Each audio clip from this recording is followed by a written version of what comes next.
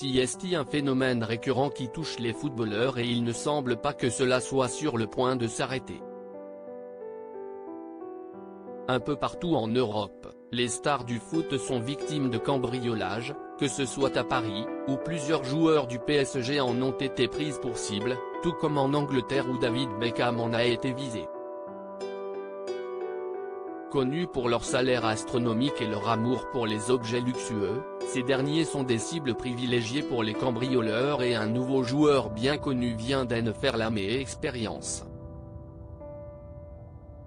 Ancien joueur de la Saint-Étienne, passé par Arsenal en Angleterre, Pierre-Emerick Aubameyang vit désormais à Barcelone, en Espagne.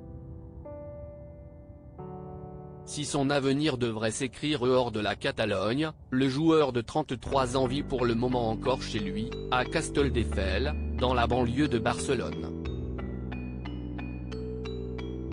D'après les informations du quotidien espagnol El País, le sportif a été victime d'un très violent cambriolage la nuit dernière. Au moins 4 hommes auraient pénétré dans le jardin de sa propriété avant d'entrer dans la demeure et de le menacer avec des armes à feu ainsi que des barres de fer.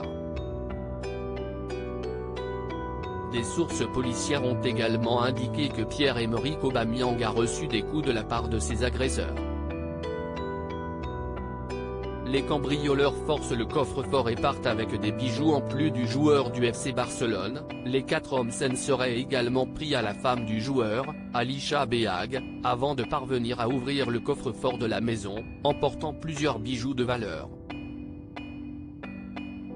Les cambrioleurs ont ensuite pris la fuite et selon plusieurs témoins, ils seraient partis à bord d'une Audi A3 blanche. Selon les informations de nos confrères, la scène se serait déroulée vers 1h du matin dans la nuit de dimanche à lundi et les policiers sont désormais à la recherche des criminels.